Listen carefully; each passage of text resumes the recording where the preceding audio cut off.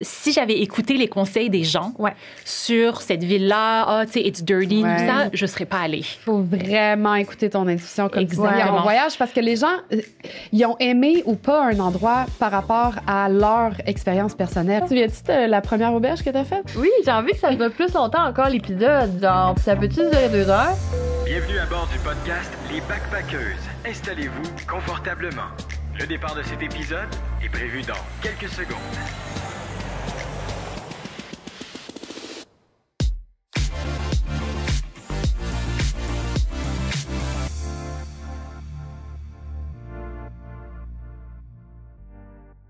Bienvenue au podcast Les Backpackers. Le podcast qui t'inspire à voyager. Aujourd'hui, on parle d'un sujet qu'on parle souvent dans les épisodes, mais qu'on n'a jamais ciblé.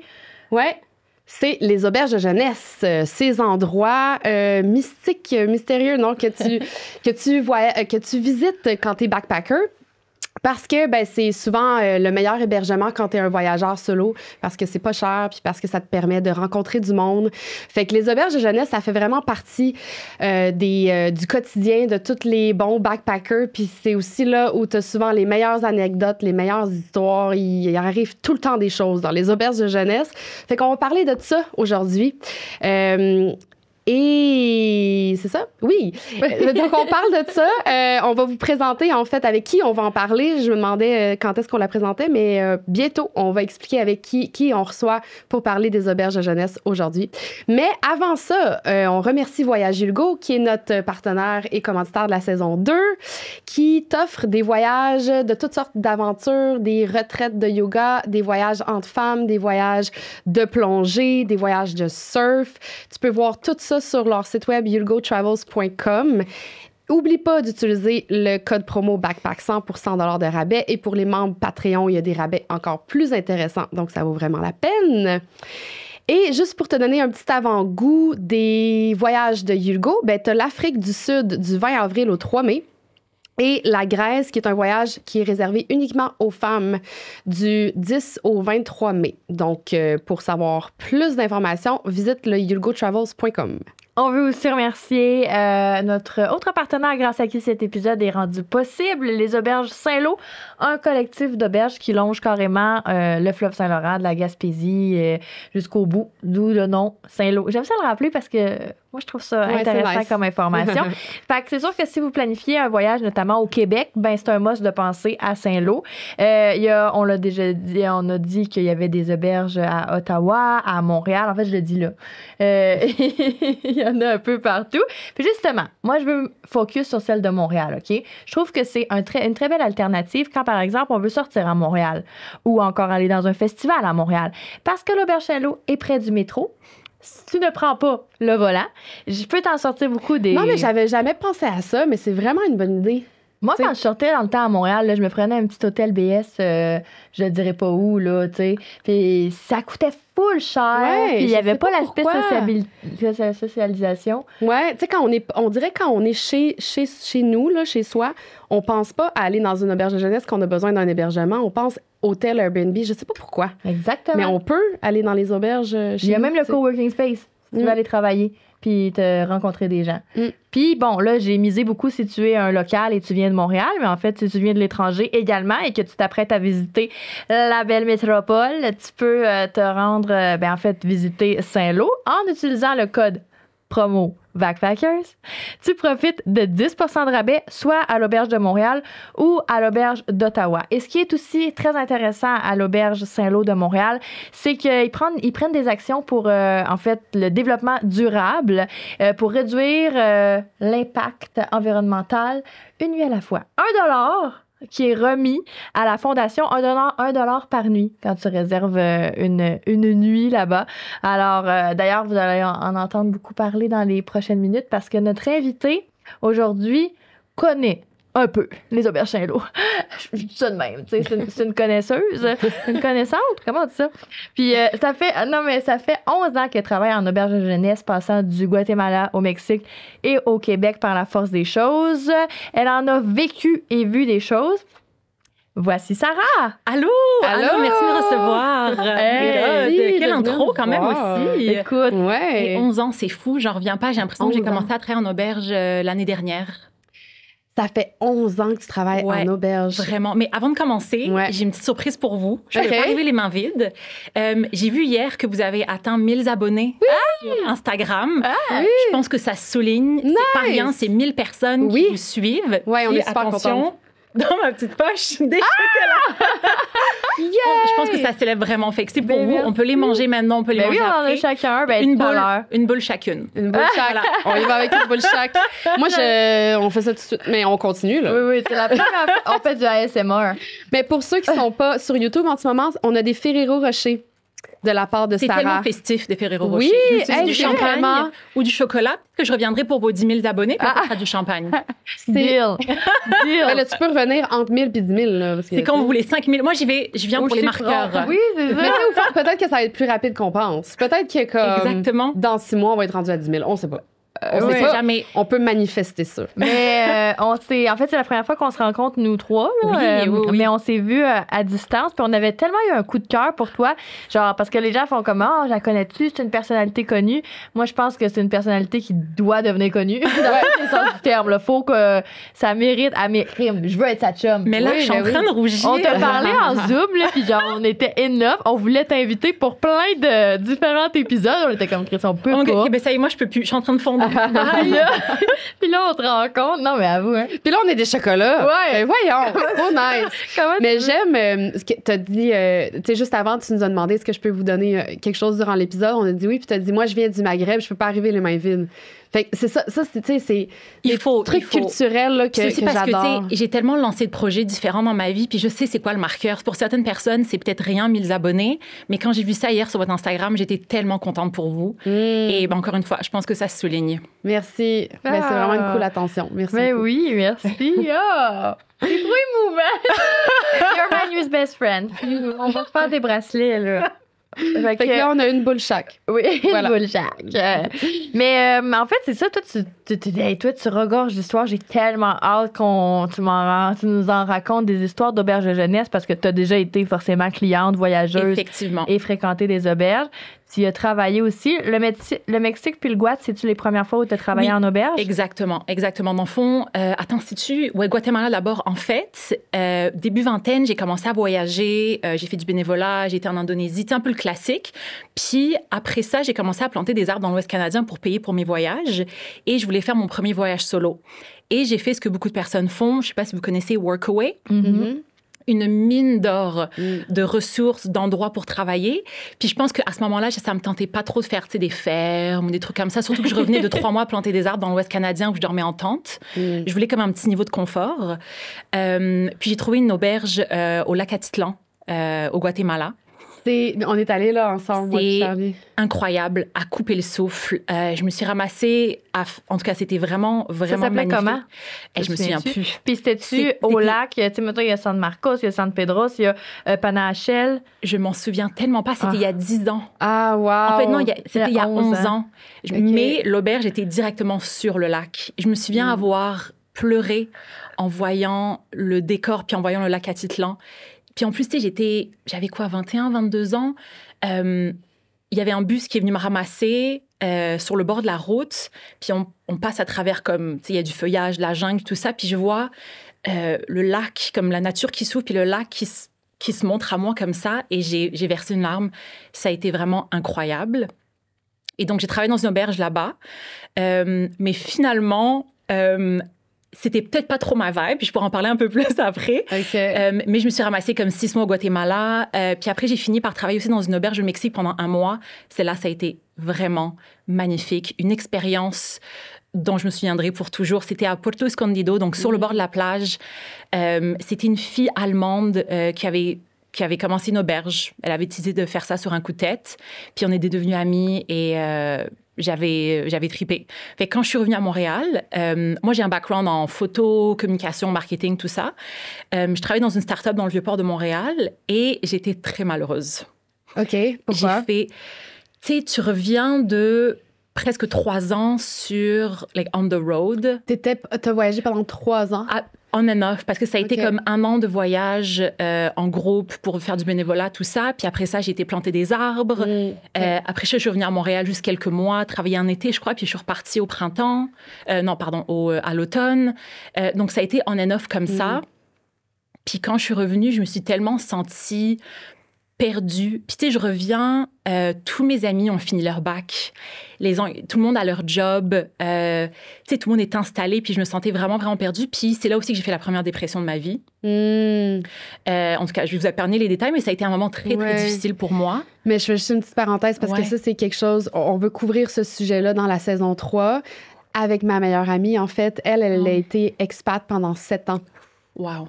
Et quand elle est revenue, ben c'est ça, elle a fait... je ne veux pas parler pour elle, mais je pense qu'elle serait... Je ne vais pas dire son nom, là, mais elle a fait une dépression aussi parce que, tu sais, comme tu dis, c'est extrêmement difficile. Vraiment. Puis parce que tu t'es confronté à tous ceux qui ont avancé d'une façon différente que toi.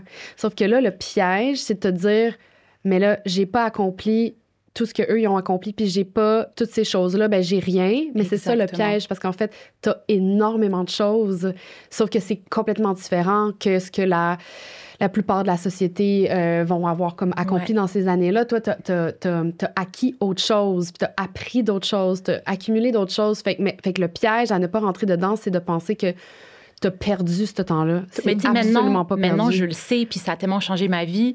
Mais tu sais, début vingtaine, là, on dirait que tu parlais à la jeune Sarah qui revenait de voyage. Puis tu sais, il y a des moments, quand j'étais en voyage, où j'avais l'impression d'être dans les National Geographic de mon père que je lisais quand j'étais jeune.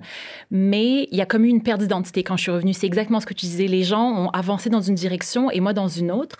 J'avais aussi fait une retraite de méditation, Vipassana. Donc, ça a été comme 10 jours en silence. Donc, il y a eu beaucoup de choses qui sont remuées à l'intérieur de moi.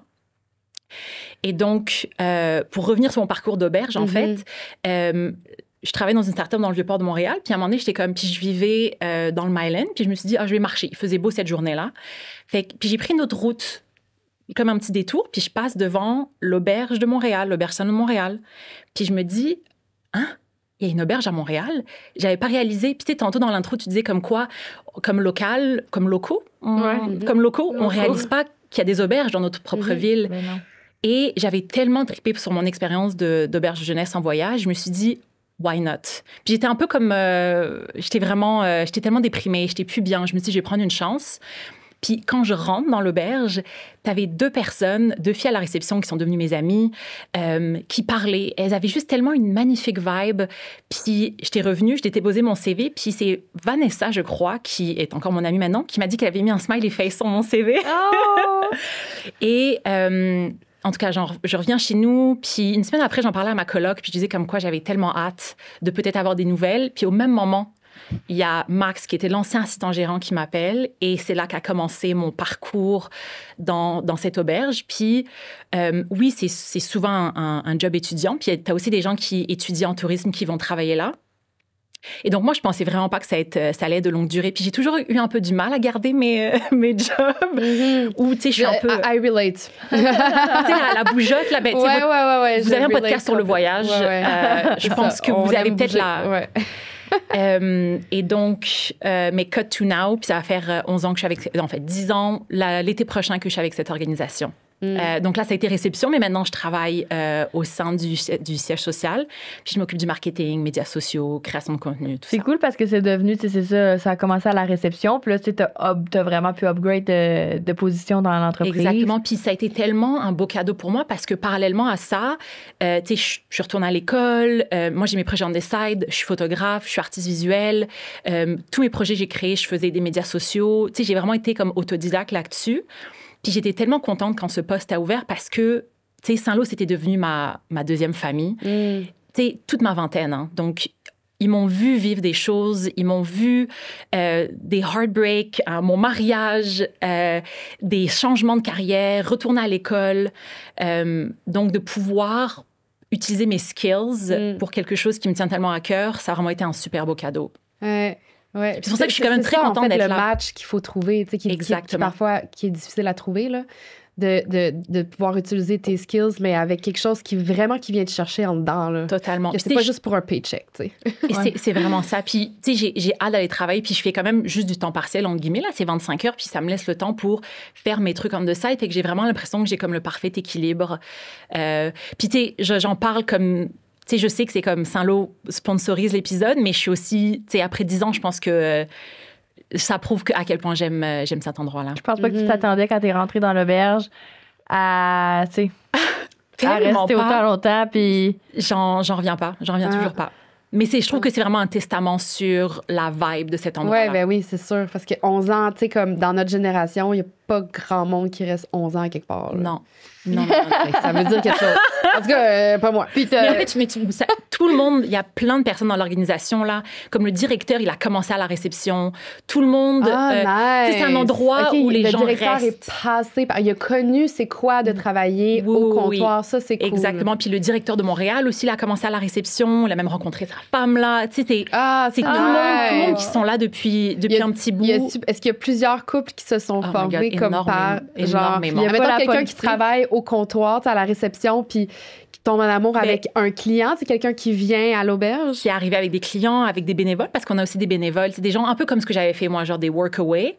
Puis évidemment, la direction aussi. Je veux dire, quand moi j'avais commencé, c'était Gabrielle, l'assistante gérante, et Nicolas, le directeur, qui est encore le directeur maintenant. Les deux ont rencontré leurs partenaires dans des auberges. C'était-tu comme des clients ou genre parmi l'équipe de travail? Pour Nicolas, le directeur maintenant, lui, si je me souviens bien, c'est parce que il était à la réception, puis t'as sa femme, sa future femme, qui avait sa porte bloquée. Il y avait quelque chose comme ça qui fonctionnait pas. Ben, va falloir, Nicolas, je m'excuse si je suis en train de scraper ton histoire. Là, mais il a eu un coup de foudre. Puis après, tu sais, d'une chose a mené à l'autre, ils ont pris un verre et tout ça. Mais elle venait du Venezuela. Encore une fois, j'ai l'impression de scraper l'histoire. Mais c'est similaire. Mais c'était longue distance. Donc, elle est retournée dans son pays. Puis après ça, elle est revenue. Mais ça a juste été un peu comme rien de sérieux. Mais il est vraiment comme tombé en amour avec elle. Puis maintenant, ils ont 3 enfants ensemble. Donc, je suis sûre qu'il y en a plein d'histoires comme ça. Tu sais, dans des auberges, tu rencontres des... C'est ça qui est cool, c'est que tu rencontres des gens qui viennent de partout, tu sais. Vraiment. Fait que c'est ça qui est le fun. Puis tu sais, des fois, mettons, nous, si ça fait quelques mois qu'on n'a pas voyagé, puis on est en manque de, justement, parler à des gens nouveaux, des voyageurs, des gens qui viennent d'ailleurs. Y a-tu un bar à l'auberge Saint-Lô à Montréal? On a juste à aller prendre un verre au bar de l'auberge Saint-Lô. C'est exactement ça. Puis beaucoup de gens aussi qui viennent à l'auberge, bon, c'est des étudiants, des gens qui viennent refaire leur vie ici, en PVT, des PVTistes, tout ça. Puis après ça, ils ont leur vie à Montréal, ils ont leur appartement. Tout le monde revient au bar de Montréal. Le bar de Montréal, c'est vraiment c'est comme le hotspot. Le QG. C'est le QG. C'est tellement bien dit. C'est vraiment le QG. Ça, c'est nice. Puis souvent, j'ai fait mes fêtes là-bas aussi. J'ai invité mes amis de l'extérieur. C'est vraiment un endroit magique. Puis c'est là aussi qu'on fait nos parties, évidemment. Donc, c'est aussi ça l'aspect vraiment génial des auberges qui ont comme un endroit pour se rencontrer comme ça, un bar ou une salle de spectacle. Parfois, certaines auberges ont ça. C'est que tu as ce hub-là de rencontre qui facilite beaucoup les choses. Tu sais, on a beau dire que l'alcool, c'est un lubrifiant social, ben, il y a une raison. Quoique, on n'a pas besoin d'alcool, hein, je répète. Non, tu peux prendre une eau pétillante, on s'en fout. Là, exactement, mais d'être autour du bar, puis le bartender ou la bartender qui sont là sont toujours super sociables. La musique est cool. On a des soirées karaoké. Donc, ça se prête vraiment beaucoup aux rencontres. Non, mais tu sais, comme on n'a jamais pensé à ça, mais on va aller prendre un verre là, je vous invite au bar de l'auberge Saint-Lô. Je vous invite officiellement. Oui. Puis, il y aura des chocolats. Non, mais tellement. Mais oui! Parce que dans un autre épisode, on a déjà parlé du fait de s'incruster dans des auberges. Moi, avant, dans d'autres pays, je me... Ben oui, elle l'a déjà fait. Ben oui. Elle va se laver dans des auberges où elle... Oui, mais dans le sens où tu dors pas, là. C'est ça, t'es pas invité, mais vraiment incrusté. Au début de la piscine. Au début, ça a commencé au Mexique. Genre, j'allais dans des auberges pour justement le party bar social, tu sais, puis tout. Puis j'étais comme, ils ont rien dit. Puis là, à un moment donné, au Guatemala, justement, j'étais allée me laver dans une auberge. Vous écouterez les épisodes pour comprendre le reste de l'histoire. Mais tu sais, j'adore ça parce que je me sens tout le temps un peu illégale. Je suis comme, mais c'est pas ici. Mais est-ce que tu fais juste rentrer, tu te faufiles? Ouais. Non, mais comme elle se lave, elle se profite Non, de la mais est-ce que tu piscine. payes ou tu fais juste rentrer de Non, non. faufiler? Mais Je suis mettons vraiment que- curieuse. Ouais. Ah, ben là, mettons dans le cas où je me suis lavée, non, j'ai pas payé. Ben, les douches étaient extérieures, c'est au Guat. Ah, Fait que, tu sais, là, c'est sûr que je sais son où, je connais, c'est les Célina, là. Mais en même temps, on est tellement des bonnes clientes de Célina que tu te sentais pas J'ai mal. pris une là, douche, tu sais. je t'ai rendu là. Puis c'est parce que On je a donné sais- beaucoup d'argent à Célina. Je sais qu'ils ont le savon inclus, puis le genre gel de douche, là. Fait que c'est juste, tu sais, quand tu sors de la mer, puis t'es toute dégueu, Ah, puis c'est t'as clair. envie d'une bonne douche. Bref. Mais sinon, mettons, j'irais à l'auberge Saint-Lô, mais je veux dire, peux venir j'aurais te pas doucher de aussi, si chambre, tu veux. mais je peux. Oui! Je peux aller me doucher. Est-ce que vous avez des produits inclus dans les douches? Ouais. Je crois que c'est le savon qui fait aussi shampoing, là. C'est Oui. le 2 ou le 3 en 1. J'adore. Mais là, parce que tu dis à l'amour, là, t'as parlé de ton directeur, mais Ouais. des anecdotes de gens qui tombent en amour sous tes yeux ou des choses comme ça, t'en as, là. Oui, vraiment. Puis, tu sais, dans mon parcours de vingtaine, puis dans mon parcours amoureux, ça m'a tellement donné espoir de voir des gens qui tombent en amour, puis d'avoir des relations longue distance. Je me souviens de Alice, on travaillait à la réception ensemble, puis il y avait un bénévole qui s'appelait Jacob, je crois. Ouais, c'est Ça ça. va, t'as une bonne mémoire des noms. Ouais. Ouais, mais tu sais, en même temps, j'ai travaillé avec eux pendant longtemps. Je me Ok. souviens pas de l'auberge où j'ai travaillé au Guatemala, mais Ouais. je me souviens au moins des noms de mes collègues. Mais j'aimerais savoir, après, là, Ouais. savoir pourquoi t'as pas aimé la vibe du... Mais tu diras après. Parfait. Et puis ça vient aussi avec un petit conseil aussi sur Ouais. les auberges. Fait que c'est un peu comme Ouais. une histoire d'un an. Mais tu avais Jacob qui venait de l'Australie, qui avait un petit crush sur Alice. Puis si je me trompe pas, elle venait de sortir une relation, puis comme Sarah, je suis plus capable. J'ai besoin d'être seule. Tu sais, le classique de Will I ever find love? Puis je suis Ouais. plus capable. Et clairement, Jacob avait comme un gros crush sur elle. Et ils sont sortis, puis tu sais, c'est longue distance. Et là, Montréal, lui, vient d'Australie. Tu te dis, ça va pas fonctionner. Et finalement, mais ils sont encore ensemble, puis ça va faire 7, 8 ans, je dis la marre, là. Je sais vraiment pas quel nombre exact. Et même pendant la pandémie, ils se sont pas vus pendant 1 an. Wow. Finalement, elle a réussi à avoir un visa spécial et tu sais, leur histoire a survécu à ça. Et j'ai trouvé ça tellement impressionnant. Puis d'entendre ça, moi, ça m'a aidé aussi parce que j'étais longue distance pendant la pandémie. Et donc, c'est ça, t'as ces histoires d'amour-là qui m'ont beaucoup, beaucoup nourrie. Et tu sais, je suis une romantique, hein. Donc, Ouais. ça m'a beaucoup nourrie, beaucoup guidée pendant mon parcours. Nice. Et aussi, tu sais, je vivais des peines d'amour, puis j'allais travailler à l'auberge, puis tout le monde était là pour me consoler. Ouais. T'as même vu une demande en mariage à Malbé? Non, c'est moi la demande en Ok, mariage. C'est toi la demande en mariage. OK, c'est ça. Ouais. Parce que, d'ailleurs, si certains disent peut-être qu'on a vu Sarah quelque part, on l'a vu dans l'épisode spécial de Valentin. Tu comprends? Oui. Attends, mais cet Son épisode, il va anecdote. sortir après? Ou Non, elle est déjà sortie. La Saint-Valentin, fait que les Oh, gens wow. t'avaient pas encore fait rencontré, mais là, ils te rencontrent. OK, fait que là, vous connaissez l'histoire d'amour avec mon mari, Ouais. avec mon amoureux. Mais Oui. que moi, je connais. Ben, que. Ben, en fait- en tout cas, Mais c'est ça aussi, c'est que Saint-Lô, j'ai comme fait ça dans la famille, hein, parce que lui, il venait à Montréal, il était encore aux États-Unis à ce moment-là. Attends, ouais, c'est ça, mais là, on sait pas tout. Ben, oui, on sait tout, mais on sait pas tout. Faut quand même- Où est-ce que tu veux que je ben, commence? comme. Ouais, c'est ça. Parce que là, live, là, moi, je la connais pas Mais l'histoire. oui, là. Parce que dans le fond, on est comme dans Inception, OK? Parce que là, dans l'ordre de diffusion, quand cet épisode-là sera sorti, la Ouais. Saint-Valentin sera passé et donc aura été diffusé. Sauf qu'on l'a pas encore enregistré. Ben, roll the tapes. Dans la vraie vie, ton histoire, on la connaît pas. Mais dans l'ordre de diffusion, on va savoir. Parce qu'Alou est comme, fuck, elle va-tu me conter une histoire à prendre pour acquis que je la connais? Mais écoute, on la compte l'histoire ou Ben- pas, là? C'est ça la question qu'on Je vais essayer de se faire ça court, parce que moi, j'aime ça raconter cette histoire, mais je Ben, peux en je veux parler pas pendant que tu une fasses heure. court. OK, bon, mais pose. écoute. OK, on y va. Ouais, ouais, Hein, on parle d'amour on y longue va. distance. Désolée Pourquoi pour pas? ce petit aparté Intéressant. non compréhensible. On continue. Mais c'est que j'ai rencontré mon chum, mon mari. J'ai encore du mal à dire mari. Hein. Je trouve ça Ah! bizarre d'être mariée. Tu dis ça en Parce que ça anglais? fait très traditionnel. Ouais, un peu c'est ça. Mais vieux j'appelle jeu. mon husbandy. C'est un peu notre nom entre nous. C'est comme. Mais c'est comme husband, mais avec le mot japendi. C'est super Ah. random. Tu sais, quand tu crées des noms avec quelqu'un, hein, tu peux pas expliquer le. Ouais. Puis là, il va écouter ça, puis je pense que ça va lui faire. Ça Mais va il faire parle sourire. français? Non, Mais là- il va essayer, il va pratiquer. Ben oui. Mais il va reconnaître husbandy. Oui. Hi, babe. C'est le seul mot qu'il va comprendre dans Ça l'épisode. va être comme un style. Elle parlait de moi.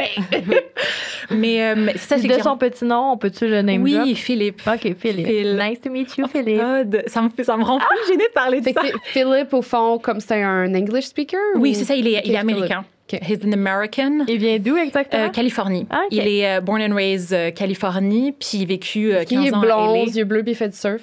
Blond aux yeux bleus, oui. Effectivement. Je pouvais pas aller plus cliché que ça. Pas de surf, par contre. Au moins, hein. C'est correct, on y pardonne. Ouais, mais très, très blond, très, très yeux bleus. Cool. Mais c'est ça, on s'est rencontrés sur Instagram pendant la pandémie.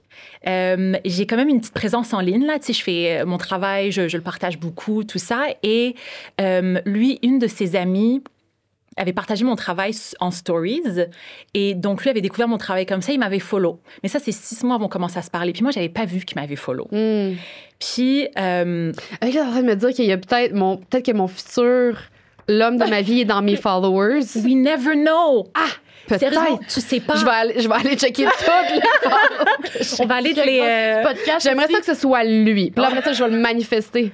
Mais sérieusement, c'est que tu sais jamais. Moi, je pense que ça a tellement été comme le plus gros exemple de ma vie, comme quoi, tu sais pas, la vie va vraiment te surprendre.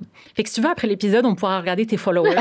Puis les 1000 des backpackers aussi. Ouais, on peut les faire venir en audition aussi, tant qu'à faire. Oui, c'est mon rêve de faire des auditions. Toi et moi, on les passe en audition. On fait le premier épisode film spécial pour trouver ton mari. Oui, il y a plein de gens qui font ça, genre, tu sais, ça. Des spéciales. Oui. Audition de mari. Oui. Ouais. Ben, genre, Paris Hilton, là, elle faisait une émission pour trouver sa meilleure amie. C'est vrai. Je pense mais qu'on peut écoute, tu me donnes tes critères, ouais. Puis on va faire ça. OK, parfait. Puis on peut inviter mon mari comme invité spécial aussi pour mieux gager. Ouais, pour avoir comme l'impression féminine mais masculine aussi. C'est important d'avoir les deux. OK, parfait. On va s'organiser ça. Je suis tellement excitée. Oui, moi aussi. On n'arrête plus d'avoir des idées de projet. Mais sinon... oh my God. OK, oui. On ramène ça. Ah oui, follow. Philippe, il est blond. Phil. Aux yeux bleus. Avec deux yeux. Il y a 2 yeux. Ah, OK. Des abdos. Oui. On serait quasiment prête pour aller sur Patreon. Non, c'est vrai, on va se calmer. Mais je pourrais mettre des photos à lui sur Patreon, si vous voulez. J'ai déjà pris des photos de lui pour mon travail. Ouais. Oui. Ouais. Mais il était au courant de mon travail. Je fais beaucoup de photos, beaucoup dans l'intimité des gens boudoir? aussi. Je dirais pas boudoir. Okay. C'est très... c'est une approche plus documentaire, en fait. Okay. Mais je vous inviterai à aller voir mon travail. Ouais. C'est un peu difficile à expliquer. Mais le travail, en fait, qu'il avait vu, s'appelait The Womanhood Project. C'est un projet que j'avais monté avec une amie on prenait des photos de femmes vraiment mises à nu totales, donc en sous-vêtements ou nues. Et elles parlaient de leur, tu sais, like womanhood issue. Donc, ça pouvait aller de le poil sur le corps, mais aussi de cancer, de violences domestiques. Donc, ça prenait vraiment comme tout un éventail de sujets. Et donc, son ami a partagé le projet parce qu'il y a comme une petite visibilité par rapport à ça. Et donc, lui, il voit ça, puis il est comme, oh my God, c'est magnifique comme projet. Puis, il voit les 2 créatrices, puis il clique sur moi, puis il se dit, oh my God, elle est magnifique. Et il m'a follow. Et moi, comme j'ai dit, j'ai pas vu ça. Et cut to 6 months later, genre 6 mois après, je partage un truc dans mes stories. Puis lui, il me dit que... Puis tu sais, sur Instagram, là, je pense qu'on connaît tous un peu l'algorithme. Si tu parles pas à quelqu'un, tu le vois pas dans les stories. Exact. Puis il me dit que lui, soudainement, j'étais la première dans ses stories. Moi, je pense vraiment que l'univers a comme influencé l'algorithme. On fait des blagues des fois qu'on voulait remercier, genre Mark Zuckerberg. Genre, il a rien fait de bien, ce gars-là, sauf peut-être nous permettre de nous rencontrer. Oui, c'est ça. Ben, pour vrai, tu sais, si c'était pas de Insta, tu l'aurais peut-être jamais rencontré. Vraiment pas. Peut-être aussi, on peut aussi revirer. Moi, je crois beaucoup à Rien n'arrive pas. Peut-être que il serait venu à Montréal à some point ou toi en Californie, puis vous vous auriez rencontré à l'épicerie. C'est ce qu'on se dit aussi. On se serait rencontrés en voyage. C'est les deux aussi, on était vraiment grands. On a beaucoup fait les auberges de jeunesse. On se serait rencontrés, puis on le sait qu'on aurait eu le plus gros crush de l'univers en auberge de jeunesse. Ça aurait été la plus belle histoire. Mais c'est quand même la plus belle histoire. Nice. Fait que là, c'est ça. Il me voit dans ses stories, puis il est comme, c'est qui elle? Puis là, il se dit, my God, that's the babe I followed 6 months ago. Là, je paraphrase, mais je prends des libertés créatives. J'adore! Mais il va être comme, j'ai compris cette phrase. That's a babe I followed 6 months ago. J'adore, tu te mets dans le personnage. Comment est-ce qu'il a commencé à me parler? Ah oui, c'est ça. C'est parce que moi, je voyais que il voyait mes stories. Puis j'étais comme, c'est qui cette personnage? J'ai vu sa petite photo, puis je me suis dit, my God, mais c'est qui ce bel homme? Je clique dessus, puis je vois c'est qui. Puis lui, tu sais, il écrit, il est photographe. J'ai lu quelques trucs qu'il faisait, puis c'était sur la santé mentale, sur la masculinité, bon, mindful masculinity, toxic masculinity, donc toutes sortes de sujets qui me tenaient vraiment beaucoup à cœur. Et j'ai dit à la blague, j'étais avec ma sœur en plus, waouh, c'est l'homme de ma vie. Oh my God! Mais j'ai même pas voulu le follow parce que je sortais d'une rupture et je me suis dit, je vais me faire du mal. Pourquoi est-ce que je vais comme... Je sais que j'aurai un crush. Moi, dans ma tête, il est marié. Dans ma tête, il est marié avec une fille de LA avec des gros chapeaux. Qui a les cheveux super longs. Puis... Qui n'a pas les cheveux courts avec une casquette comme toi. Exactement. Casquette thématique, d'ailleurs, voyage, que j'ai mis pour vous. J'adore. Puis moi, je pense que c'est 3 jours après qu'il m'ait vu, je partage un truc dans mes stories sur le Dunning-Kruger effect. C'est un biais cognitif. J'ai un peu comme une passion pour la psychologie. Bref, super, super niche, puis vraiment nerdy. Puis je me suis dit, je vais pouvoir en parler avec les gens sur Instagram. Personne n'a répondu. Sauf lui. Et lui était tellement content que quelqu'un en parle parce que c'est comme un peu à propos avec les élections aux États-Unis. Ce sujet-là était comme beaucoup revenu dans l'actualité. Et donc là, il commence à parler, puis je me dis, waouh! Waouh, le gars sur qui j'avais un crush, il vient de m'écrire sur Instagram. Puis j'ai lancé mon téléphone. Sur mon lit, j'en revenais vraiment pas. Et s'en est suivi, on a commencé à se DM. Ensuite, ça a été, lui a proposé qu'on se parle au téléphone. Téléphone a viré en Zoom. Zoom a viré on s'est envoyé des petits, des care packages, des lettres. Puis notre première date officielle, on a fait... Est-ce que vous connaissez le jeu We're Not Really Strangers? Ouais. C'était un jeu de questions. Puis les questions vont comme à différents niveaux, donc différents niveaux de vulnérabilité. Et on a fait le jeu pendant comme 8 heures. 8 heures? Ouais, on a été sur Zoom pendant 8 heures. Mais tu sais, c'était pendant la pandémie aussi. Hein. C'était toute la journée. Nice! J'adore! Toute la journée. J'adore! C'est comme, mettons, ça part du matin, puis là, t'es le soir, puis t'es encore en train de jouer au jeu. Vous avez passé la journée ensemble, c'est juste que par la force des choses, vous étiez pas en... C'est comme exactement. Oui, on faisait des breaks pour aller manger. Quand est-ce que t'es 8 heures en vidéo call avec quelqu'un? Ça arrive pas souvent, là. Mais ça, c'est votre date. C'est genre, vous vous êtes dit, OK, on sait qu'on s'intéresse, on sait que c'est plus qu'amis, fait que genre, on va se faire une date. Exactement. OK. Puis, moi, je pense que c'est vraiment là, à ce moment-là, je commençais à tomber en amour avec lui. Puis, encore une fois, parce que c'était pendant la pandémie, on avait tout le temps du monde. Je pense pas qu'on aurait pu connecter de cette façon-là si ça avait été dans le everyday life, avec le stress, les projets, le travail. Et c'est là qu'on a commencé à faire des plans aussi pour se voir, mais les frontières étaient fermées pendant la pandémie. Et donc, on attendait juste que ça ouvre. Finalement, quand ça a ouvert, il est venu à Montréal pendant 1 mois. J'ai été le chercher à l'aéroport. À cette époque-là, ça faisait combien de temps que vous vous parliez? Ça faisait 10 mois. 10 mois? 10 mois qu'on se parlait. Mais c'est cool parce que t'as le temps d'avoir développé une connexion émotionnelle et peut-être même spirituelle ou autre avant d'avoir la connexion physique. Puis ça, je trouve que c'est le meilleur scénario. C'est le scénario idéal d'établir une connexion, tu sais, que ta connexion physique, ça soit en dernier, au fond. Ça a été mon rêve pendant longtemps d'être capable de faire de créer cette connexion-là. Mais dans quel cas dans la vie tu te dis, écoute, on va se parler pendant 10 mois, puis là, on va pouvoir... Tu sais, on appelle ça notre courtship phase. Et donc, il est venu à Montréal, puis j'ai été chercher à l'aéroport. Comme, je comprenais pas c'était quoi ma vie à ce moment-là. On s'est rencontrés pour la première fois à l'aéroport. Puis on dirait que c'était juste comme tellement parallèle avec ma vie aussi en auberge où, tu sais, dans ma début vingtaine, je me dis peut-être que je vais rencontrer l'amour de ma vie en voyage, ce qui n'est jamais arrivé. Mais finalement, j'ai rencontré mon mari. À l'aéroport? Oui, exactement. Ouais. Puis il est resté 1 mois à Montréal, puis on s'est dit je t'aime cette soirée-là. Moi, je voulais pas qu'on se dise je t'aime comme longue distance. Ouais. Et après ça, on a commencé à faire les processus. Vous étiez mûrs, là, les deux, là. Ouais, vraiment. Mais pendant le 10 mois, tu sais, je veux dire, y a-tu sûrement eu des moments où tu te disais, voyons, c'est trop beau pour être vrai. Mais pas c'est trop beau pour être vrai, mais là, c'est en mode, on se décourage. OK, là, franchement, là, tu sais, il est à l'autre bout. Genre, là, t'es en amour avec un fantôme d'une certaine façon, tu sais. Oh, il y a tellement eu de hauts et de bas. Puis, tu sais, en plus, je suis retombée en dépression pendant ce moment-là. Lui aussi, il a été là pour me supporter. J'ai commencé des médicaments. Ça a vraiment été comme tout un journey. Et oui, on avait des moments parce que, tu sais, à chaque fois, on espérait que les frontières ouvrent à chaque mois. Puis moi, dans ma tête, je me suis dit, on va jamais se voir. Tu sais, je sais pas si vous vous rappelez, mais pendant la pandémie, à un moment donné, on pensait tous que ça allait durer pour toujours. Oui. C'était notre nouvelle réalité. Ouais, c'est ça. Il y a eu beaucoup de moments de découragement. Moi, des moments où je pensais que c'était juste comme une distraction pour lui parce que, tu sais, c'est encore une fois, c'est la pandémie, puis on se texte, puis... Ouais. J'avoue que j'aurais pu, moi aussi, me dire comme, est-ce que ça va être encore la même chose une fois que la vie normale va être de retour? Exactement. Mais on a eu toutes ces discussions vraiment comme heart to heart. Encore une fois, parce que j'ai l'impression qu'on avait tellement rien à perdre qu'on s'est vraiment tout dit. On a tout mis sur la table, littéralement. Et on a même fait un Zoom à un moment donné, on a décidé de partager toutes nos peurs. Mais vraiment d'être genre sans filtre. Toutes nos peurs. Moi, je lui ai dit, j'avais peur qu'il m'abandonne, que je sois une distraction. Puis on a parlé du fait que, si on est longue distance, il va falloir comme close the gap à un moment donné. On a parlé de tout ça. Et c'est ça. Donc là, il est venu à Montréal. Puis après ça, on était longue distance pendant 1 an ou 2. Mon Dieu, j'ai comme plus la notion du temps. Lui, après, il a déménagé à New York, ce qui était comme hasard incroyable, vraiment plus proche. Fait que j'y allais chaque mois. Et à un moment donné, nice d'aller visiter pour un week-end, mettons, la personne que tu fréquentes à New York. J'y allais pendant une semaine par mois. En avion? Non, en bus. Okay. Ouais. Mais je vais être honnête avec vous, plus j'allais à New York, j'étais tellement excitée, moi, d'aller à New York. Ben oui, c'est ça. Surtout en tant que photographe, je me dis, oh my God, it's the place. Finalement, à chaque fois que j'allais à New York, je tombais encore plus en amour avec Montréal. Ah ouais? J'ai réalisé que c'est vraiment pas pour moi. OK. Pourquoi? C'est le stress, le bruit. Moi, j'aime ça, le silence. Je dis ça comme ça, j'aime vraiment ça, le silence.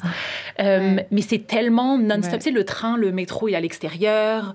C'est trop bruyant, c'est stressant. J'ai pas apprécié, malheureusement. OK. C'était vraiment excitant d'y aller puis découvrir la culture et tout ça.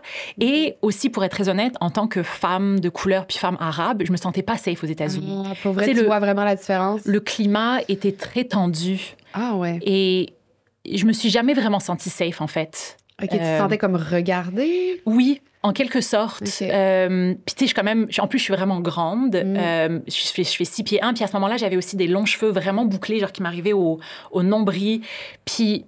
Tu te fonds pas dans la masse. Maintenant. Exactement. Puis tu sais, il y a des fois, les gens me touchaient mes cheveux sans me demander la permission. Ça vous met en contexte. Puis il y a comme une énergie qui est vraiment difficile à expliquer que je sentais pas aux États-Unis, à New York. Et encore une fois, c'est tellement mon opinion personnelle, là. Tu sais, moi, un jour, je me verrais peut-être vivre en campagne. Donc, ça vous donne une idée de comment j'aime l'aspect calme. Et pour moi, Montréal, c'est tellement la ville idéale. Parce que c'est comme si c'est une ville à échelle humaine.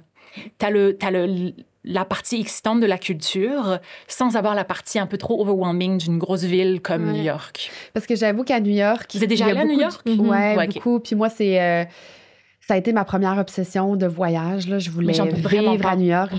Puis au final, j'ai vécu à plein d'autres endroits, mais jamais à New York. Mais j'ai visité souvent New York. Mais j'avoue qu'à New York, on dirait qu'il y a beaucoup de gens qui vont pas bien. Puis je pense que c'est peut-être ça l'énergie que tu ressens parce que c'est comme, il y a des gens qui vont là, qui sont en train de tout donner pour réaliser leurs rêves, puis c'est difficile, il y a tellement de compétition, il y a tellement de... Tu sais, c'est cher. À New York, il y a beaucoup de gens qui sont là avec des métiers qui leur apportent presque rien, mais c'est cher d'habiter là, fait que c'est comme, il faut absolument qu'ils réussissent, puis il y a tellement de... Tu sais, c'est une énergie qui est très lourde. C'est exactement ça. Ouais. Puis je peux comprendre alors que, tu sais, d'y aller comme visiteur, comme touriste, c'est tellement une belle ville. Mais tu sais, j'y allais une fois par mois pendant une semaine complète. Fait puis tu sais, lui travaillait, moi je faisais mes trucs. Donc j'avais vraiment l'expérience de local à New York. Et lui, plus il venait à Montréal, plus il tombait en amour avec la ville. Puis nous, en plus, au début, on s'était dit, je vais déménager à New York, c'est clair. Tu sais, c'est la grande ville. Ouais. Et les deux, on a réalisé que c'était pas du tout pour nous. Puis ce qui est vraiment drôle, parce qu'à un moment donné, lui, justement, il s'en allait en voyage, je crois, en Argentine. Puis il allait rester dans une auberge, justement. Puis il a fait un layover à Montréal. Et il s'est dit, je reviendrai jamais là, puis j'apprendrai jamais le français. Jokes on him. Comme quoi, la vie, hein. Fait que là, vous avez décidé que... tu peux pas engorger, là. Merci. Je te laisse dire. On n'est pas à une gorgée près.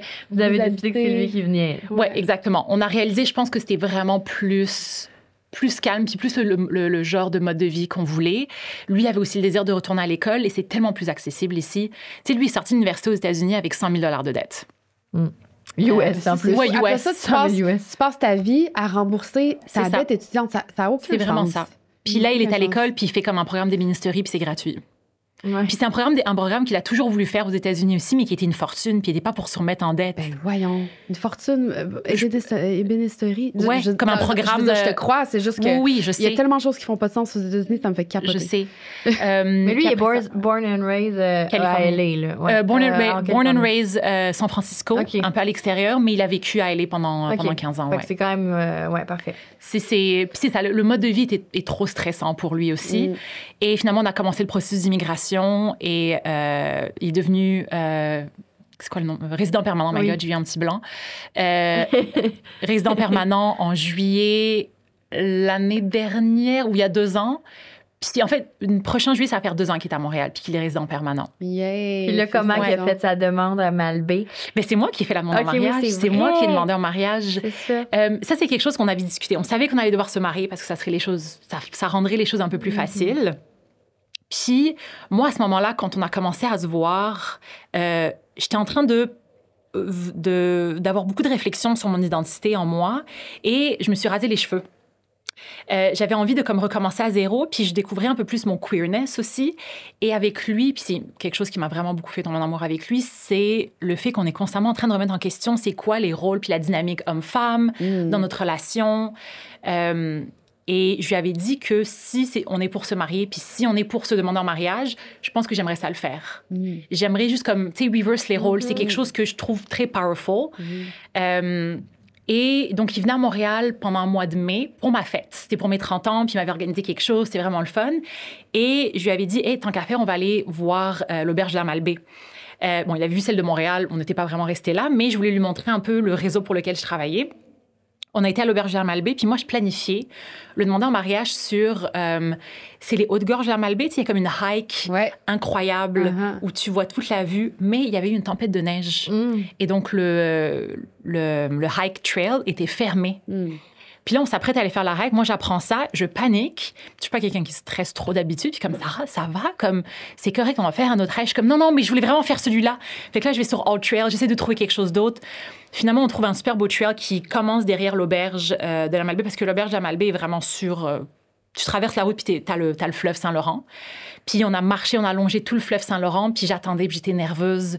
Sérieusement, là, les gars qui demandent en mariage, bravo. Ah, c'est clair! Mais ça, c'est pas stressé jusqu'à temps que... Oui, vraiment. Stressant jusqu'à temps que tu le fasses. Exactement. Puis c'est mieux de le faire quand en te levant le matin, comme ça, c'est... Allô, bon matin, veux-tu me marier? Oui, je t'aime, là, marie-moi donc. T'avais-tu genre un speech, puis genre... Même pas. Oui, j'avais préparé un speech, j'avais acheté la bague aussi. Tu voulais te mettre à genoux? Oui. Puis là, je lui ai dit, hey, on peut-tu prendre une photo? Fait que là, il y avait comme une roche qui était parfaite. J'ai mis le téléphone. Finalement, je filmais. Wink, wink. Puis là, je lui dis, babe, il faut que je te dise quelque chose. Puis je me mets à genoux. Puis il est comme, oh! Puis c'est lui qui est comme, oh! Puis j'ai même pas pu parler. J'étais comme, oh, parce que je t'aime vraiment beaucoup. Puis t'es l'homme de ma vie. Puis c'est en anglais, en bégayant, là, comme, oh, I'm obsessed with you. And do you want to marry me, please? Il était tellement, puis comme, oui. Puis on le voit sauter comme j'avais tout filmé ça. Fait que c'est ça. T'as eu un bon réflexe de le filmer. Oui, je voulais vraiment avoir ce souvenir-là. Fait que c'est ça aussi qui est vraiment fou, c'est que maintenant, tu sais, les auberges sont encore associées à un gros souvenir dans ma vie, puis une grosse partie de ma vie. Fait que c'est comme ça que j'ai demandé en mariage mon mari. Oui! C'est vrai qu'on a pensé vite à l'histoire d'amour, mais c'est trop bon, là. C'est trop fabuleux, là. Tu vois, on peut se remettre à y croire, les réseaux sociaux. Mais tu vois, c'est de voir toutes les histoires d'amour à travers les années où je travaillais dans l'auberge qui m'a vraiment donné espoir. Parce que, tu sais, il y avait des moments vraiment difficiles où je me dis, ça ne va pas marcher, c'est longue distance, c'est la pandémie, pourquoi? Mais vu que tu en as vu d'autres réussir avant toi, exactement. Genre Australie. When it's meant to be, it's meant to be. Tu sais, ça ne marchait pas avec des gars qui étaient à 10 minutes de chez nous. Puis, oui. Puis, tu sais, parce que là, il a immigré. Ouais. Mais toi-même, tu es d'une famille d'immigrants. Exactement. Fait que c'était quand même très drôle de faire ce processus encore. Tu sais, j'en parlais à mes parents. Puis c'est tellement... Tu sais, eux, ils ont fait ce processus que moi, j'ai fait avec lui quand on est arrivé ici au Québec. Parce que toi, t'avais quel âge quand t'es arrivé au Québec? 7 ans. Donc, je suis née en Algérie. Puis après ça, on a immigré en France. On est parti de l'Algérie à cause de la guerre civile. Donc, ça a été dans des conditions un peu difficiles. On a été en France, puis après, je suis arrivée ici quand j'avais 7 ans. Donc, de faire tout ce processus que mes parents ont fait aussi, ça m'a remis dans un mood vraiment très grateful aussi. Puis j'ai beaucoup remercié mes parents aussi quand j'avais fait ce processus. Réalisé à quel point c'est difficile. Ouais. Puis nous, on a pris des avocats pour le faire. Puis malgré ça, j'ai passé par là avec mon ex. Ah ouais? Finalement, c'est ça, c'est mon ex, malheureusement. Il venait d'où? France. OK. Mais on avait pris aussi une avocate à un moment donné parce que bon, il pouvait plus travailler. Il fallait trouver comme un glitch pour qu'il puisse, comme, en attendant sa résidence permanente, qu'il puisse, ou en attendant son visa de travail. En tout cas, fait que ça me rappelle des souvenirs. Ce processus. Ça teste beaucoup, je trouve la relation. Ouais, mais finalement, quand on l'a fait... puis finalement, il est passé à la frontière, ça a été super facile. C'est comme « Welcome ». Vous êtes maintenant résident permanent. Puis là, évidemment, dans un an, je pense, dans 2 ans, on va pouvoir faire sa citoyenneté canadienne, exactement. Puis ça va être le même processus parce que mes parents, ils ont fait ça, la citoyenneté canadienne. Puis je me souviens d'avoir eu le petit drapeau, d'avoir chanté l'hymne national. Fait que là, je vais refaire ça avec mon mari. Fait que c'est juste vraiment... c'est cool. C'est très... Tout est dans tout, comme on dit. Ouais, vraiment. Puis il garde pour autant sa citoyenneté américaine. Oui. Son passeport Ouais. et tout. Tu peux Exactement. avoir plusieurs citoyennetés. Je sais Ouais. pas s'il y a un maximum. Moi, j'en ai 3 qui sont Un acceptés. maximum. Ouais. Puis j'aimerais peut-être ça avoir l'américaine éventuellement. Ouais. Puis je pense que je pourrais l'avoir. Ben oui. Puis dans quelques années, on va faire sa citoyenneté française aussi parce que je suis française. Puis j'ai mon passeport. Fait qu'on va faire la sienne aussi. Wow. Yo, Vous allez dans le top of the world. Genre le couple imbattable. Non, mais ils peuvent aller partout. Le couple voyageur imbattable. Oui, genre dingo. Mais on veut le faire parce que tu sais, c'est quand même l'Union européenne. Puis ça serait très cool de, Ben oui. de Ben l'avoir, oui, là, mais ouais. moi j'ai essayé parce que mon père est espagnol. Non. J'ai habité à Barcelone, Il est né j'ai en habité Espagne. à Paris aussi. Il Ok. est né en Espagne. Ouais. Puis quand j'étais à Paris, justement, j'avais comme terminé mon visa de travail, puis je voulais rester. Fait que là, j'appelle mon père, je suis comme là, peux-tu faire la paperasse pour retrouver, comme re-avoir ton passeport espagnol Parce que lui, pour savait pouvoir comme... me le passer? Parce que lui, en cours de route, il était comme, maintenant, je suis Canadien, j'ai plus besoin. Fait que, tu sais, il fallait... Il a jamais renouvelé, c'est ça? À ses 18 ans, il aurait fallu qu'il aille faire comme 1 ou 2 journées dans l'armée, là, pour garder son passeport. Puis il Ok. était au Canada à ce moment-là. No way qu'il fasse il ça, était là. comme, non, j'ai plus besoin d'être espagnol, je suis Canadien. Fait qu'il avait perdu son passeport. Fait que, tu sais, moi, je veux dire, j'aurais tellement trippé d'avoir un passeport C'est espagnol clair. pour avoir le... Est-ce qu'il y a encore des possibilités? Y a-tu comme un loophole que tu peux traverser? Ben, sûrement, parce qu'il y a toujours moyen d'arriver à... Ouais. Je suis sûre qu'il y a des solutions, mais... Mais contacte ton ex qui est français puis demande-lui. T'as fait ça pour lui, il peut au moins faire ça pour toi. J'avoue, je pense On l'appelle tout de suite. On l'appelle en direct. Oui, on l'appelle. Ça, c'est pas. comme à radio, tu sais. Oui, allô? T'es en direct. Dis-nous. On veut ton passeport. Oui, c'est ça, oui. Pour revenir sur l'hostel que tu as fait au Au Guat. Guatemala, Oui. c'était-tu la première hostel que tu as fait? Première ever. Première. Attends une minute. Non, j'étais restée dans quelques auberges, tu sais, comme en voyageant, puis il fallait rester. Mes premières où j'ai travaillé, puis que j'ai été bénévole dans ce cas-là, mais Ouais. je travaillais pour une auberge, ouais. OK. Puis qu'est-ce qui s'est passé? Pourquoi t'as pas aimé ça? Oh my God. L'auberge était magnifique. C'est rien du tout contre l'auberge, mais c'est que je suis arrivée, j'ai décidé d'aller au Guatemala. Je voulais faire comme un 6, 7, 8 mois en Amérique centrale, Amérique du Sud. Tu voulais faire ça seule? Ouais, exactement. OK, cool. Premier voyage solo, j'avais mon argent du tree planting, j'étais prête. Puis j'avais planifié de même travailler dans un festival de musique au Costa Rica. Fait que j'avais un petit plan, tu sais, j'allais comme traverser tout ça. Mais je voulais vraiment apprendre l'espagnol, ça a été mon but. Je voulais être complètement trilingue. Puis j'arrive à l'auberge, je me sentais vraiment mal d'oublier le nom, mais bref, j'arrive à cette auberge-là, puis... Tu sais, on parlait de vibe, là, la vibe à New York et tout. Je suis vraiment une personne de vibe. Et je la sentais pas, l'énergie là-bas. Et tout le monde parlait anglais, ce qui est complètement correct aussi. Ouais. Mais c'était beaucoup d'anglophones, d'Américains. Tu sais, les gens venaient pour faire du yoga et tout, ce qui, encore une fois, there's nothing wrong with that, mais c'était pas vraiment l'énergie que je voulais. Je voulais faire partie de la culture. Et je faisais des recherches pour partir. Je travaillais en même temps, puis j'étais comme, OK, faut que je parte. Je sens vraiment pas l'énergie, mais j'aime ça, travailler dans l'auberge. Puis je trouve une ville qui s'appelle Quetzaltenango. Le surnom de cette ville, c'est Xela.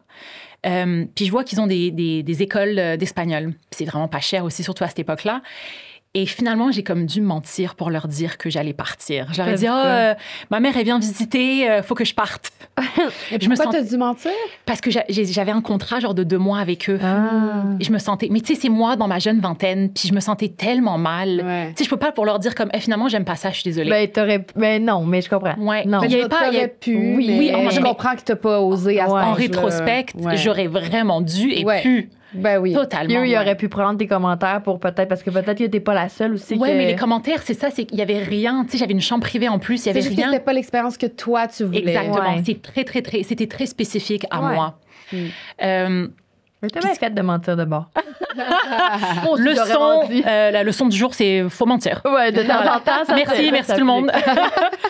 Mais ce qui est vraiment drôle, parce que quand je parlais aux gens autour de moi de Quetzaltenango, la ville où je voulais aller, tout le monde me disait non, va pas là-bas. It's dirty, don't go there. Oh, you're not gonna like it. Puis j'avais comme mon instinct qui me disait d'y aller. Et finalement, j'ai été là-bas, puis je me suis ramassée 6 mois là-bas. J'ai trouvé un appartement qui me coûtait genre $99 US par mois. Wow. Et j'ai même pas été au Costa Rica. Je suis restée là pendant 6 mois. Je suis Nice. tellement tombée en amour avec cette ville. Qu'est-ce que t'as aimé là-bas? Déjà, j'ai pu trouver des cours d'espagnol et c'était tellement pas cher, je me souviens même plus du prix, mais j'étais avec une prof, tu sais, c'était un cours one-on-one.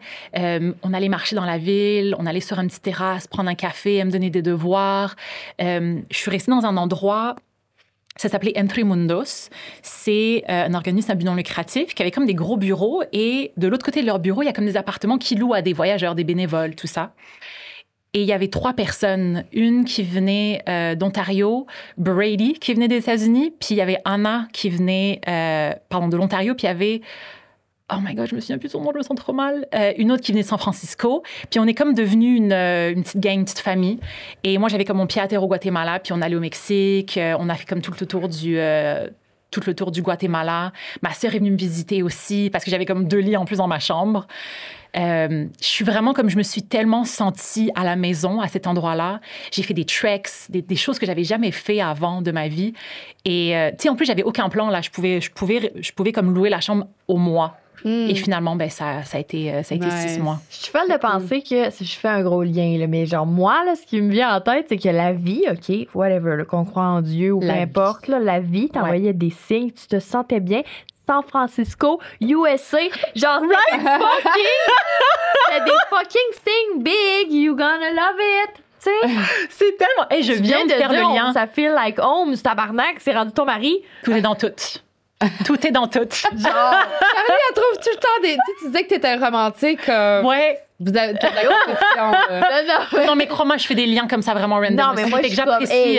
C'était les signes de la vie, là. Mais je trouve que c'est quand même une belle leçon aussi, par contre, parce que si j'avais écouté les conseils des gens sur cette ville-là, tu sais, it's dirty, tout ça, je serais pas allée. Il faut vraiment écouter ton intuition comme tu dis en voyage, parce que les gens, ils ont aimé ou pas un endroit par rapport à leur expérience personnelle, mais c'est unique. L'expérience que toi, tu as eue à telle destination, c'est unique à toi. Il n'y a personne d'autre qui va avoir cette expérience-là. Fait que il y a certains conseils qui peuvent peut-être valoir la peine, mais règle générale, moi, je pense que faut pas écouter les gens. Faut pas dire à quelqu'un comme moi, je te conseille de pas y aller ou je te conseille absolument d'aller là. Non, parce que c'est propre à chacun. Ouais, puis tu fais des attentes aussi. Si tu dis, tu sais, toi, tu viens de dire cette expérience, cette ville-là, mais peut-être que tu me dirais, vas-y, absolument, tu vas adorer, puis moi, j'aurais pas le même vibe. Exactement. Ça te crée des attentes, puis t'es comme, OK, mais Sarah, elle avait pas. C'est pour ça que je veux vraiment insister. Tu sais, par exemple, je parlais de New York, je parle de cette auberge au Guatemala.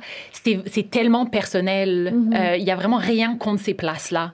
Puis l'auberge, en plus, au Guatemala, était super dreamy. On se souvient même pas de leur nom, en fait. Mais voilà. Dans le fond, on peut même pas les name drop.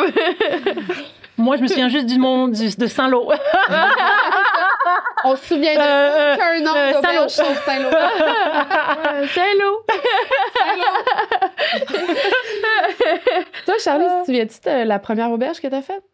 Hey, c'est moi! J'interromps l'épisode pendant quelques secondes parce que je veux t'inviter à me rejoindre sur mon compte Instagram, la.ruas, R-U-A-S.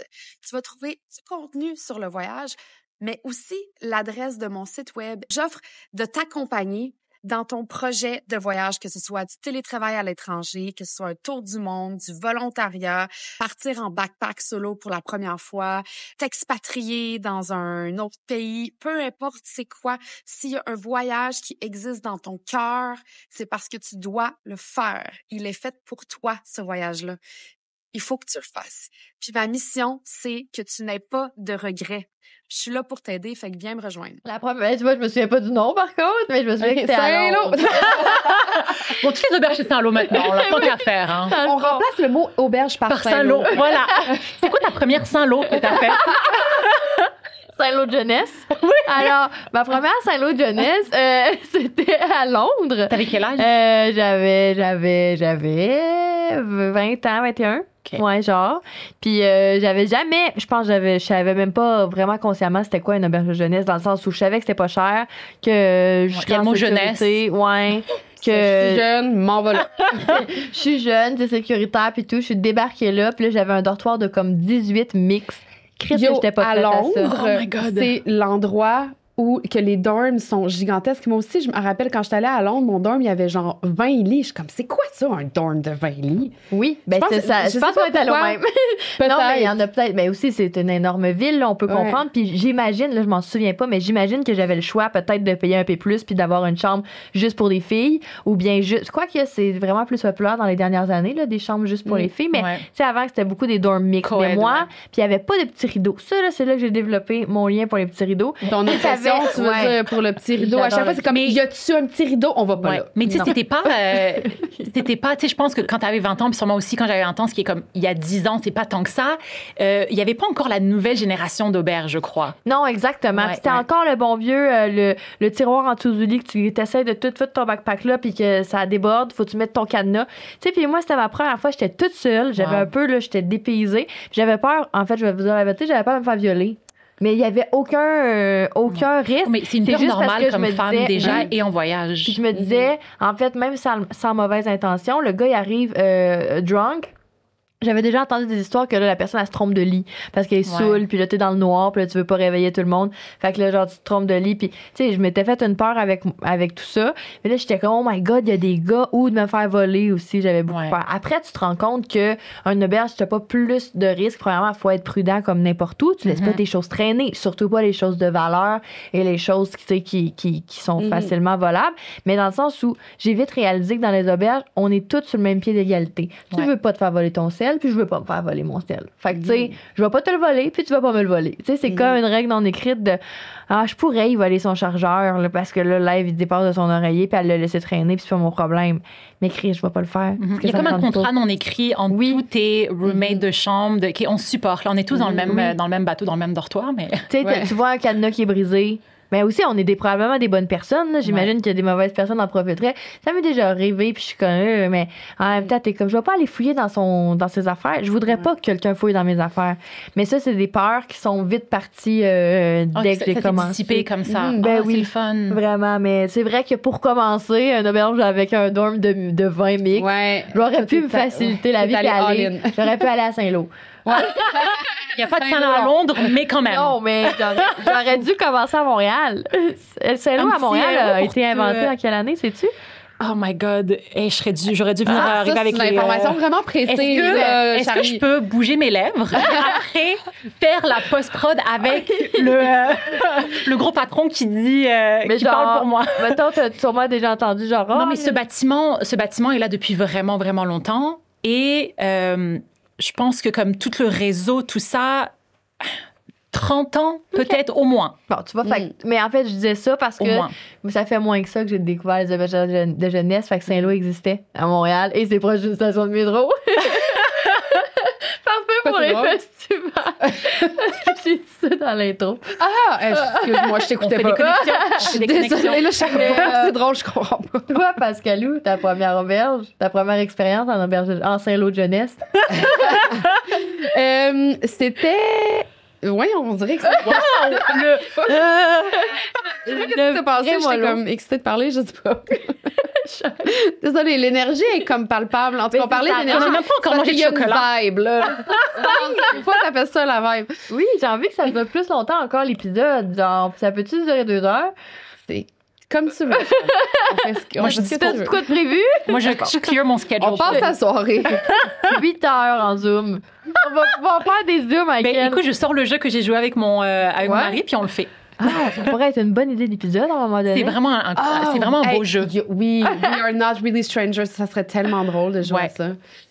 Bon, mais pour la parole. C'était à Toronto. On allait à Canada Wonderland avec la Maison des Jeunes. Ton quartier? Ouais, mais ça s'appelle Maison des Jeunes au Québec. Okay. Je connais ça. Mais encore, dans quel contexte t'étais là? Ben, tu connais ça, une Maison des Jeunes, right? Oui, mais une Maison des Jeunes, c'est genre un endroit où tu peux aller j'allais là, je suis là. Puis là, comme 1 ou 2 fois par année, ils organisaient un voyage. C'est tellement cool. Ouais, c'est qu'on est parti de Sorel-Tracy. Oh, wow! On est parti de Tracy, puis on est allé à Toronto pour aller à Canada Wonderland. Fallait-tu vendre des palettes de chocolat, genre, pour payer? Sûrement. T'avais 18 ans? J'imagine que c'était comme... Je me souviens plus. Okay, Non, sûrement non. 1 heure. Non, parce qu'à 18 ans, je traînais pas à la maison des jeunes. Non, fait que je devais avoir, je sais pas, 12, 13. Ah ouais, OK. Fait que ta première expérience en auberge, ça a été vraiment adolescente. C'est tellement cool. Fait que, le voyage était cool. Canada Wonderland, c'était cool, mais l'auberge, c'était, tu sais, comme du vieux tapis brun avec des grosses taches dessus, là. C'était tellement dégueu. Puis il y avait des taches sur les draps, sur les oreillers. Comme il y avait des taches partout. Il y avait des taches sur les murs. Moi, la seule chose que je me souviens, là, c'est taches. Il y avait des taches partout. Puis je pense, tu sais, il y avait comme une espèce d'air climatisé qui coulait. Fait que le tapis était mouillé. Fait ça respecte pas les codes de... non. De Saint-Lô. C'était pas un Saint-Lô.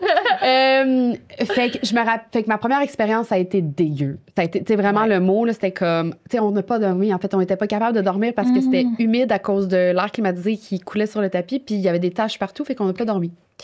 C'était ça. Et malgré ça, t'as continué à voyager, puis ça t'a pas traumatisé pour toujours? Non. OK. Non, mais je suis pas traumatisée par ce genre de choses-là. Puis après ça, à Amsterdam, avec... ça, c'est une des premières auberges que j'ai faites en arrivant en Europe, avec mes 2 meilleurs amis. On était à Amsterdam, puis on a fumé un joint, tu sais, comme bon... Amsterdamien. C'est ça, d'Amsterdam.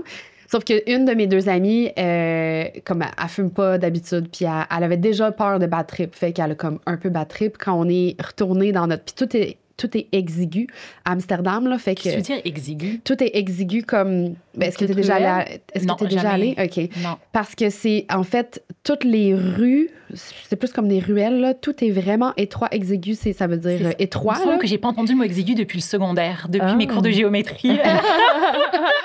Ça veut dire étroit. Fait que les rues, c'est étroit, les canaux sont étroits, les maisons, sont toutes sur comme à peu près 3-4 étages, mais hyper étroit. C'est comme des lignes quasiment, genre les maisons, tu sais, comme ça monte comme ça. C'est tout, genre, fait sur le long. Pour différentes raisons. Mais, fait que notre auberge était faite comme ça. Fait que la chambre, c'était hyper exigu, là, hyper étroit. Tout était, comme t'avais quasiment pas de place pour marcher. Comme le lit de l'autre était là, puis l'autre dormait là, puis c'était comme hyper de même. Fait qu'imagine quand t'es sur un bad trip de potes. Oh my God.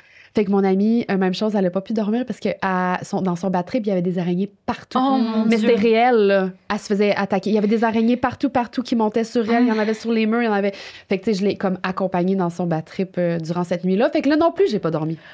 Fait que tes premières nuits en auberge de jeunesse. Ouais, moi, je dors pas en auberge de jeunesse. J'ai une autre anecdote quand j'ai pas dormi. C'était à Paris, dans une très grande auberge de jeunesse sur plusieurs étages. Je pense qu'il devait avoir comme 100 chambres. Là. C'est comme un hôtel, mais auberge de jeunesse. Puis je me rappelle plus du nom, mais j'avais vraiment adoré ça. Et donc, je dormais paisiblement. Et jusqu'à ce que quelqu'un se couche sur moi. Je me réveille. Il y a un gars. T'as peur. Oui, comme réalisé. Je me réveille. Je suis pas capable de bouger. Il y a un poids sur moi. Il y a un gars là. Mais il était pas face à moi. Il était pas dans ma face. C'était son dos de tête. Parce qu'il était sous, puis il pensait que c'était son lit. Puis il était tellement sous qu'il m'a pas senti, lui. Il s'est juste comme couché. Lui, en fait, comme il était pas en train de me violer, là. Il était juste, il dormait. Ouais. C'est ça. Fait qu'il a fallu que je le pousse. Ben, comment? Je l'ai poussé, puis là, je l'ai comme amené à son lit, puis il a juste fait comme sur le lit. Wow. Fait que, tu sais, comme tu te réveilles, t'as quelqu'un sur toi, t'es comme, qu'est-ce qui se passe? Oui, c'est mon pire cauchemar. Fait que je n'ai pas dormi le reste de la nuit, fait que ça, moi, je dors pas. Puis là, elle dort pas plus maintenant en auberge de jeunesse parce qu'elle est dans des dorms, les gens font le party puis elle veut dormir. C'est ça maintenant, mais c'est que je fais plus vraiment beaucoup le party puis je veux dormir. Fait je comprends. Puis elle a son loup, sa veilleuse, son lit. Ouais. Mais moi, j'ai découvert des nouveaux bouchons-oreilles en cire. Je sais pas si vous connaissez. Ouais. Incroyable. Je sais. Je viens d'en parler dans l'épisode qui est sorti il y a pas longtemps sur les musts du backpack. Puis justement, Charlie, elle riait de moi parce qu'elle était comme, on dirait que t'es en train de faire un... Comment t'appelles ça? Un info? Un info. Comme dans le temps quand c'était en noir et blanc. Ouais, la personne qui full triste. Oui, puis là, ça faisait genre, depuis que... Puis là, il y a la traduction, là, t'entendais que c'était de l'anglais en dessous. Since I discovered... depuis The Little Sear Bouchon. Dans les petits bouchons. I'm so happy. Mais c'est incroyable. Oui, ça a changé ma vie. Parce que même sans petite éponge qui sont comme 33 décibels ou peu importe, ça marche pas pour moi. Ça tient pas. Non, mais je suis d'accord avec toi, genre, ça change une vie, là. Ça, c'est le genre de choses qu'on donne des bouchons à Saint-Lô. En cire? Non. Ah. Mais j'ai envie de me battre. Oui, ça vaut la peine. Ouais. Mais ce que le truc, c'est qu'avec ça en cire, tu sais, ça tombe, c'est pas, faut laver. Mais bref, vraiment, ça a été life-changing pour moi, ça en cire. Tellement. Puis j'utilise maintenant aussi, tu sais, je dors dans ma chambre, puis j'utilise des bouchons en cire. D'autres gens qui auraient tout intérêt à ce qu'une compagnie de bouchons de cire nous commandite, parce que là, ça fait 2 épisodes qu'on les plug vraiment bien. Que vous les pluguez vraiment bien. On les plug. Plug! C'est plate, on connaît pas de marque qui a des bouchons, on aurait pu name drop, mais on est trop drôle. Tu m'as fait étouffer. Mais justement, puis toi, ta première auberge, elle a été au Guat. Où t'as dormi? Oui, exactement. Ça a été comme mon premier... mais tu disais que c'est la première où t'avais travaillé. Mais j'avais fait... je me souviens même plus... Parce que quand j'avais été en Indonésie, c'était un truc de voyage. On était resté dans une auberge, mais c'est comme auberge-hôtel. Je sais pas, je considère pas vraiment ça comme une auberge. Ouais. Pour moi, ma vraie expérience, c'était celle où je suis partie en solo. Puis, tu sais, je me souviens plus de avant ça, on dirait. Pour vrai? T'as comme fait un blanc de mémoire? Ouais, on dirait. Mais j'espère que t'as pas de blanc de mémoire, ces anecdotes, parce que je l'ai utilisé en intro pendant que Pascalou écoutait pas. Ouais. Mais t'as des anecdotes, là. Parce que là, t'as été à la réception, mettons, quand t'as commencé à Montréal. Oui. Tu devais en vivre, puis j'imagine même qu'il y en a qui se disent pas à voix haute, mais... Ouais, malheureusement, il y en a qui sont sous-scellés. C'est confidentiel. Ah ouais? Non, mais dans le sens où, comme, tu sais... On veut pas promouvoir ça, puis on veut pas non plus... Notre but, c'est pas de traumatiser les gens. C'est aussi la réalité. Tu sais, 10 ans dans une auberge qui est au centre-ville, il y a toutes sortes de choses qui se passent. Mais déjà, juste à l'interne, tu sais, entre nous, il y a des histoires pas possibles. Puis je pense la première qui me vient en tête, parce qu'on parlait de portes bloquées. Excuse-moi. Puis il y a une autre anecdote avec des portes bloquées. Je pense que c'est un peu comme la thématique ici. C'était pas moi qui travaillais, mais moi, je travaillais le lendemain, OK? Il y avait Tim qui travaillait à la réception. Je pense que c'était un soir. Et il reçoit un appel à la réception. Et c'est 2 filles qui sont coincées dans leur chambre, elles n'arrivent pas à ouvrir la porte. Mais genre, sont prises dans leur chambre, puis il y avait un téléphone dans la chambre. Avec leur cellulaire. OK. Ouais. Tu peux appeler la réception. Ben oui. Des fois, il y a des gens qui font ça pour demander le code Wi-Fi. Ou... Ben. Ouais. Comme non, mais c'est un bon truc. Ouais, non, j'avoue. Non, mais tu sais, des fois, t'as envie d'être cosy. T'as pas envie de descendre. On a quand même 3 étages. Ah, OK. Ouais, y a-tu des ascenseurs? Non. Bon. Il n'y a pas d'ascenseur. Vous êtes plus conciliante que moi. Moi, je serais comme, hey, viens à la réception. Ah ouais, c'est vrai que c'est pratique. Ah ouais, c'est ça. Puis, c'est ça, mon qu'elles appellent, puis ils n'arrivent pas à ouvrir la porte, puis elles paniquent. Tu sais, je pense, tu sais, de ce que j'ai compris, c'était comme leur premier voyage. Elles sont toutes seules dans un dortoir, puis elles paniquent. Tim, aussi, à la réception, il panique. Fait que là, il monte et il essaye d'ouvrir la porte, puis ça marche pas. Puis là, lui aussi, il panique. Puis je pense qu'il entend les filles un peu comme paniquer puis crier de l'autre côté. Fait que là, il descend au sous-sol. On a comme un bureau de la maintenance. Puis il prend la hache de sécurité. Tu sais, quand il y a un feu ou quelque chose, il y a une hache que les pompiers peuvent utiliser. Ouais. Cette hache qui n'a jamais été utilisée de son histoire, pauvre hache, Tim prend ça puis il commence à détruire la porte. On parle des grosses portes. C'est comme, tu sais, nos portes, c'est comme des portes d'hôtel. Peut-être à la petite clé. Oui. C'est des grosses portes. Il commence à la défoncer. Il a fait un hostie de gros trou pour que les filles puissent sortir. Ah! Wow! Sérieusement, j'ai même été chercher dans l'historique de notre page Facebook d'il y a plusieurs années, j'ai été chercher la vidéo pour vous montrer. Le lendemain... Ils ont mis une vidéo de ça? Non, moi, je l'ai filmé. C'est moi qui l'ai filmé, puis on l'a mis comme dans le groupe staff. OK. Le lendemain, j'arrive, puis on entend parler de l'histoire. Fait que là, je monte avec 2 Gab, dont l'assistante directrice. Puis on est comme, mais qu'est-ce qui s'est passé? Elle met sa carte clé, puis elle ouvre la porte super facilement. Tu m'entends sur la vidéo, je suis crampée. Je crie. Qu'est-ce qui s'est passé? Finalement, c'était comme un petit courant d'air. Tu sais, des fois, il y a des portes là qui sont un peu comme... Puis en plus, c'était un ancien système de carte-clé. Fait qu'il faut juste que tu gosses un peu avec. Mais mon ancienne boss... Mais il était paniqué. Il était paniqué. Ouais, mais avant de passer à la hache, tu passes à d'autres noms. Je sais, mais c'est pour ça c'est pour ça que comme on n'a jamais oublié ça. Puis maintenant, la hache, c'est écrit Tim's Emergency Key. À ce jour. Est-ce qu'il travaille encore chez Non, my God, il vient d'Australie. Je sais, I guess pompier, maybe. Maybe it's a calling. Mais on voit des signes partout. Mais tu sais, il retournait en Australie, ça fait longtemps qu'il ne travaille plus. Mais il y a encore ça. Puis je l'ai vu récemment. J'allais chercher quelque chose, je pense. Parce que, tu sais, oui, je travaille au siège social, mais des fois, je vais travailler à l'Auberge de Montréal parce que tu mentionnais les espaces de coworking. Puis j'aime ça avoir la vibe et tout. Puis je suis descendue, puis j'ai vu la clé et j'avais tellement hâte de vous raconter cette histoire-là. C'est du bonbon. Puis je veux dire, c'est comme, avez-vous vu le vieux film d'horreur de Shining? Oui, c'est là, vraiment il fait un trou avec Jack Nicholson. Oui, puis là, il envoie sa face à travers c'est vrai. le trou. On va le montrer à... Rajouter Jack Nicholson.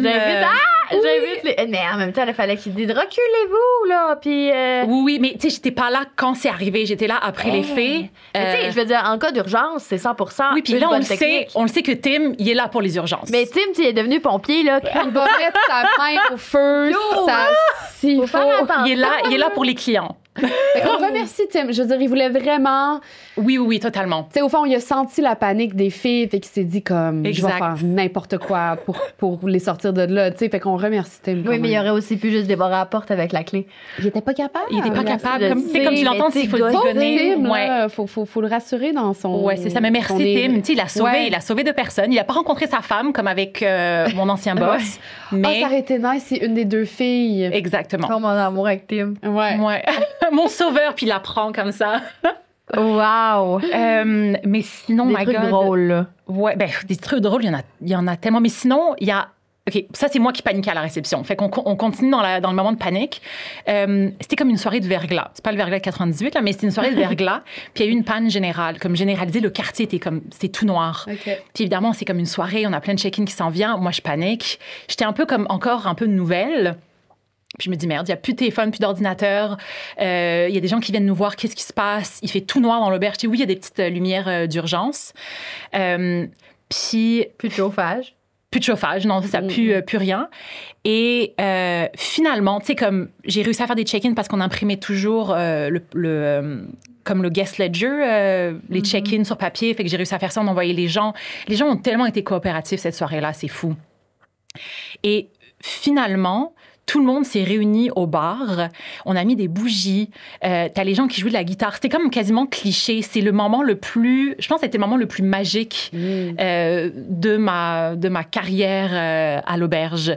Mais je me souviendrai toujours de à quel point j'avais paniqué à ce moment-là. Là. Parce que c'est pas facile quand même quand t'es à la réception. Puis, tu sais, c'était pas Après ça, il y a eu d'autres pannes d'électricité. C'est pas facile des pannes d'électricité. Il faut que tu gères les gens. Il y avait des gens qui étaient en train de se faire sécher les cheveux parce qu'ils devaient sortir. Fait que ça m'a beaucoup appris à gérer le monde puis à gérer mon niveau de stress. Gérer les urgences. Ouais, vraiment. Sans prendre la hache. Ouais. Panne d'électricité. Dans le breaker. La hache. Dans le truc de courant.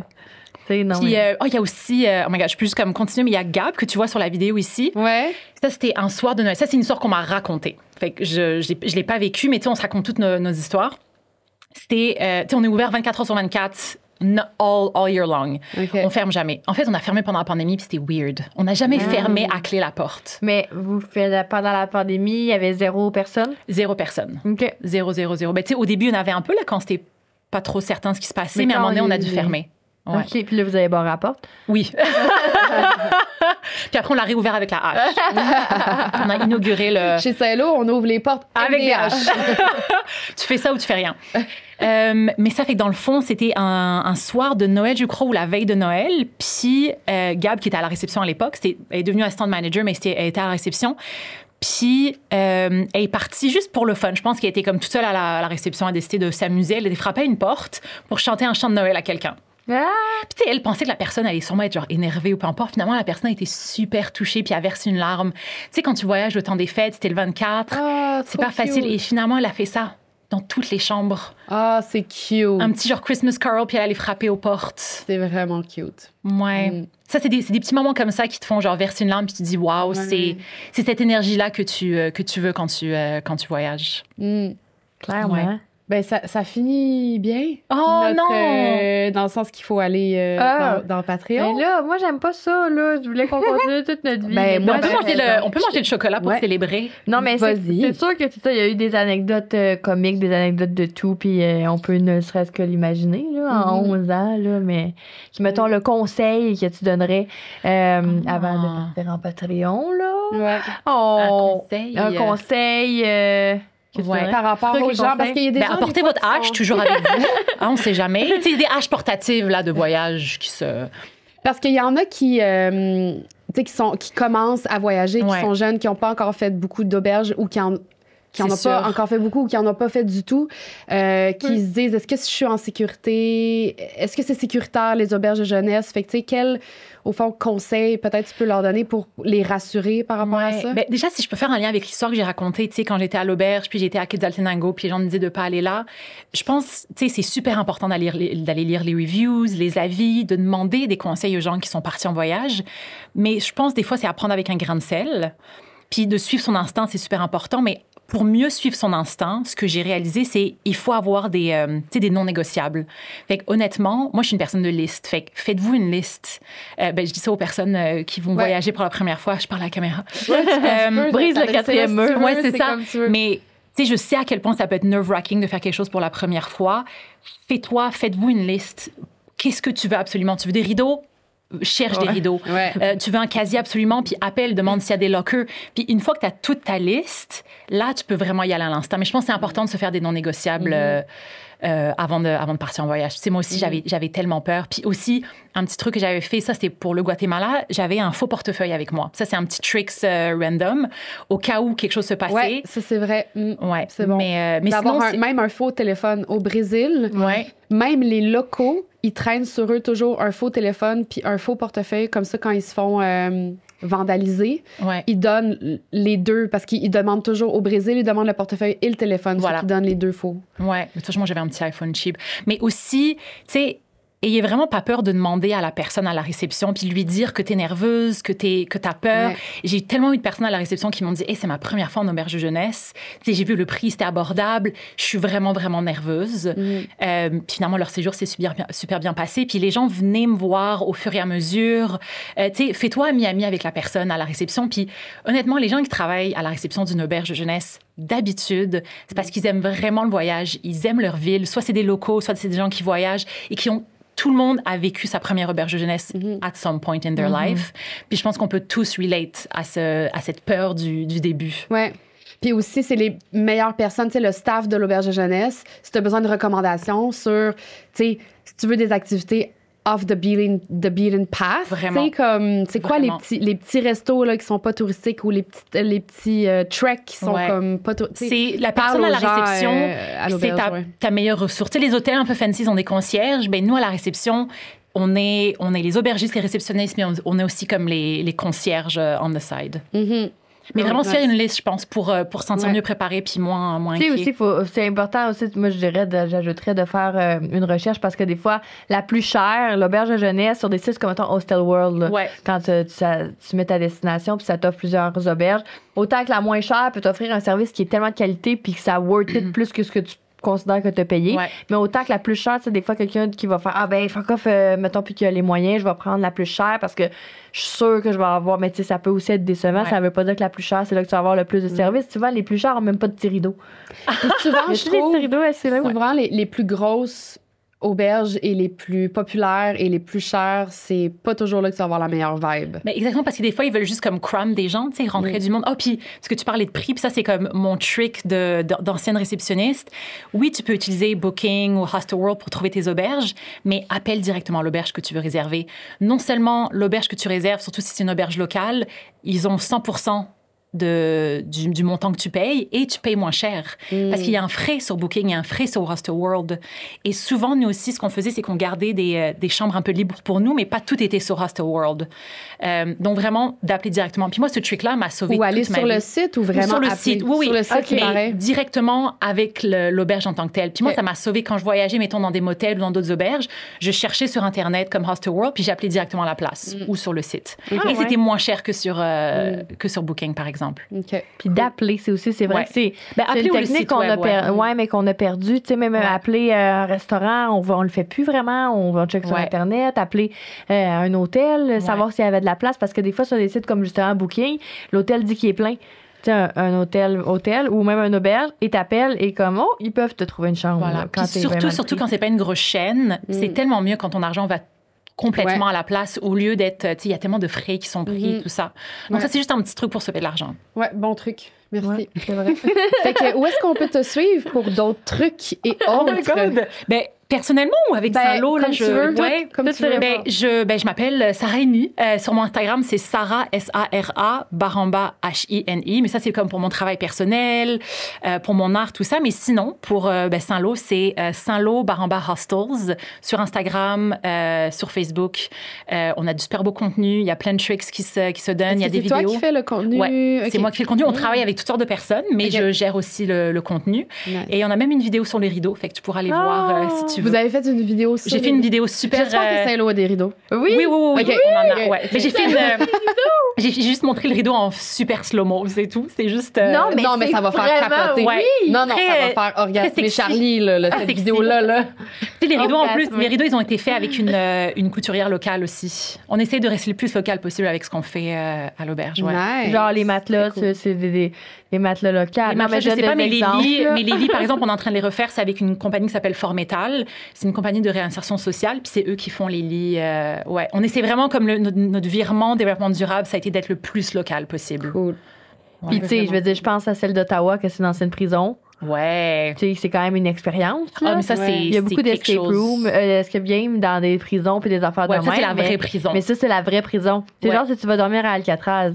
Non, mais c'est toute une expérience, celle d'Ottawa. Sérieusement, là, juste le faire pour une nuit ou même aller visiter parce que tu peux faire un tour de l'auberge, c'est incroyable. Je pensais jamais rester dans une prison. J'en avais entendu parler déjà avant qu'on s'associe à Saint-Lô. Là, j'en avais entendu parce qu'elle est quand même connue de façon indépendante. Puis c'est pas tout le monde qui sait que ça fait partie de Saint-Lô aussi. Puis aussi, le building est tellement magnifique. C'est un building historique. C'est vraiment à couper le souffle là-bas. Ouais. Cool. Mais c'est sûr et certain que notre prochain verre, c'est... à Montréal. Je vous invite formellement. Okay. Parfait. On va venir formellement. C'est formel, hein, ici. On est très formel comme ça. Tout est formel à l'auberge. Merci beaucoup d'avoir été là. C'était tellement le fun. Mais oui. J'ai l'impression qu'on a parlé 10 minutes. Je sais, mais non. Ouais, ça passe super vite. Nous, on est habitués, là, mais oui, ça passe super vite. Wow. Mais il nous reste Patreon. Fait qu'est-ce que tu t'en vas nous raconter? Si tu veux faire juste un petit tease pour teaser les gens de sauter dans Patreon. Juste peut-être parler d'une petite amourette que j'ai eue au Guatemala. OK. Avec un bel Italien. Ouh! On adore. Nice. On adore. Là, on sait par contre que maintenant, c'est les USA qui ont gagné ton cœur. Mais c'est ça. C'est San Francisco et le surf, mais il fait pas de surf. Donc, merci d'avoir été là. Merci également à nos partenaires. Et on s'en va sur Patreon. On s'en va. Tu sais quoi faire. Yes, sur Patreon, qui est présenté par Yulgo. Merci Yulgo, on s'en va là.